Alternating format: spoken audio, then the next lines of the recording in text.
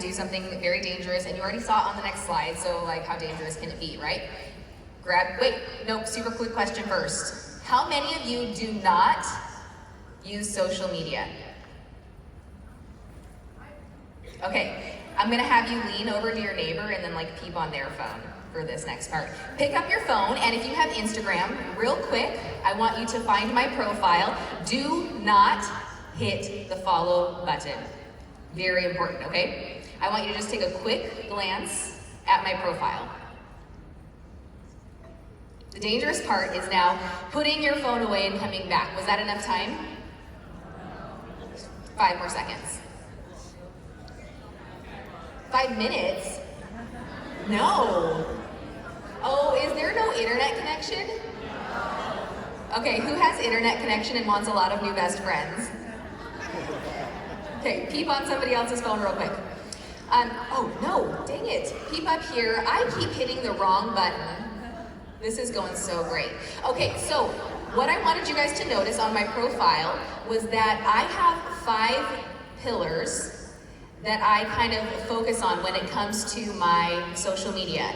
If you did get a quick glance, what are the things that you see that I do, that I love, that I am interested in, that do not include Scentsy? Use this as a cheat sheet. What? Sourdough. Baking bread, sourdough, yes, that is my favorite. What else? I'm gonna need somebody to yell loud and clear. Fitness, okay, you're right. Harry Potter. I even wore like a cheat sheet up here for you guys. If you're not familiar, this is the Deathly Hallows, so it's fine. You don't have to know that.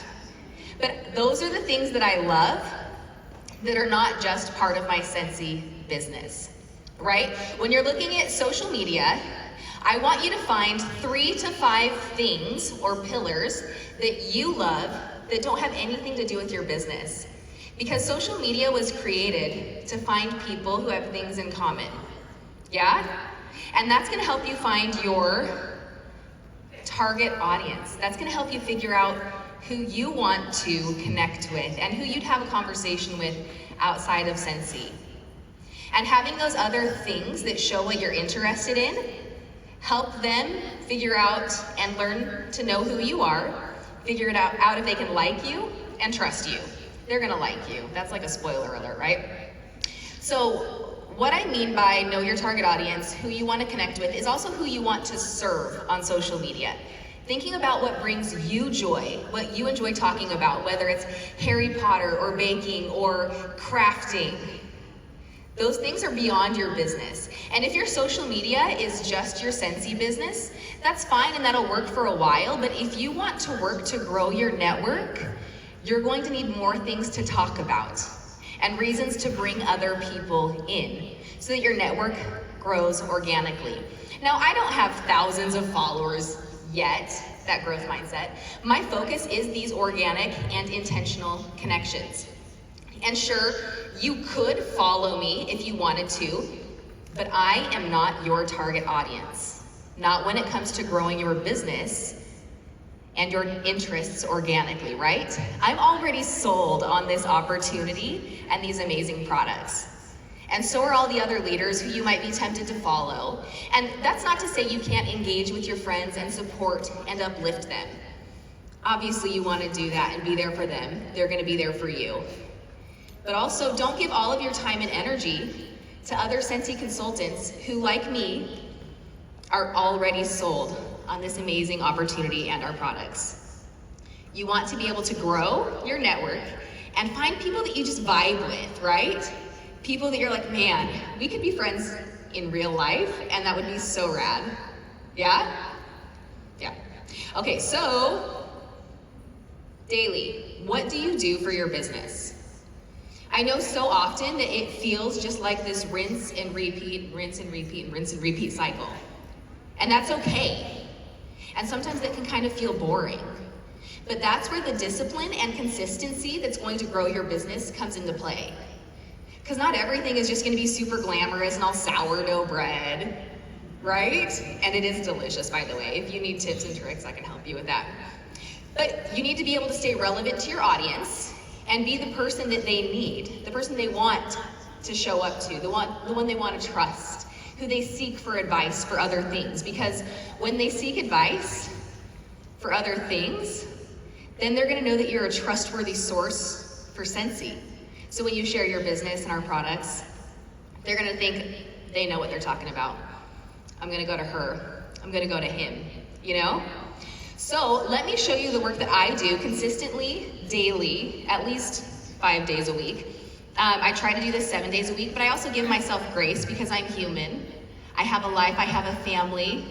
I love books, they need me too. But this is what I try to do every single day that is the consistent, disciplined work. All right, get ready to take a photo. This is my 5x5 checklist. These are the 5 tasks I do 5 days a week at a minimum. And I'm actually gonna start talking from the bottom up, because just like, why not? Super fun, right? So if you're wanting to intentionally grow your social media network, the one that's at the bottom always seems to be the biggest frog to eat. Have you guys heard eat a frog first? Yeah, perfect. So this is my frog. Is connecting with 5 to 10 new leads every day on social media.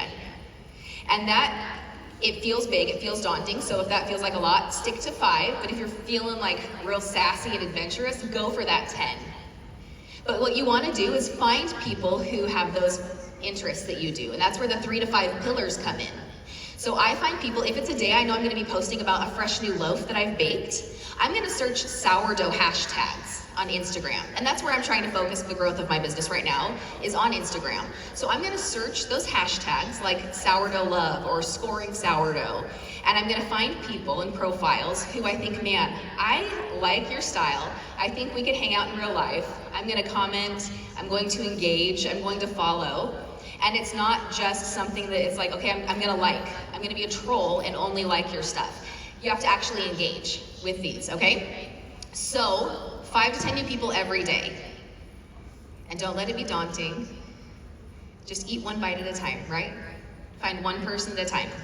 The next thing you're gonna do is post in your stories or make a reel or go live, because people want to see your face and hear your voice, and I know that's terrifying for a lot of people, and that's okay, but baby steps.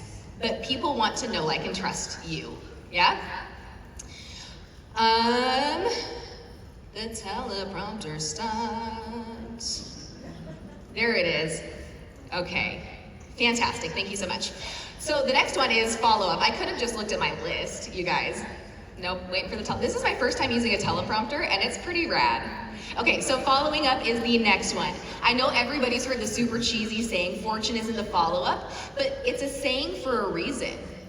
Sometimes my customers will ghost me, not talk to me, for like 7 times.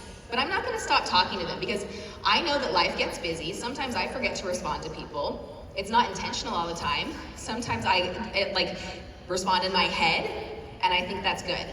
But they don't always read my mind, which we're working on that.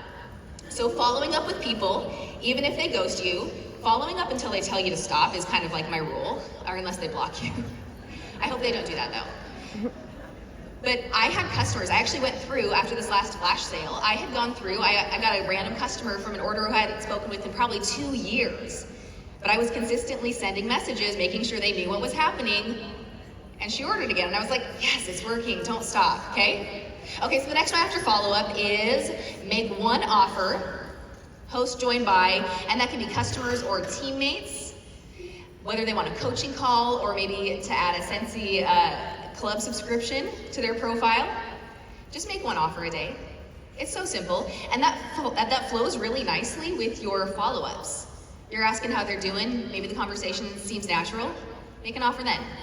And the final one is make one post every single day on Facebook, Instagram, wherever your social media preference is. Make one post a day, and make it engaging and fun, and stop waiting for the perfect solution or the perfect wording. Sometimes things need to be done messy, and just get done until you can build that confidence. Get comfortable, but just do. Once you figure out who your audience is, you're gonna know what to say to them. You're gonna know how to serve them best. And you're not gonna try and talk to everybody in the world because you have your target audience.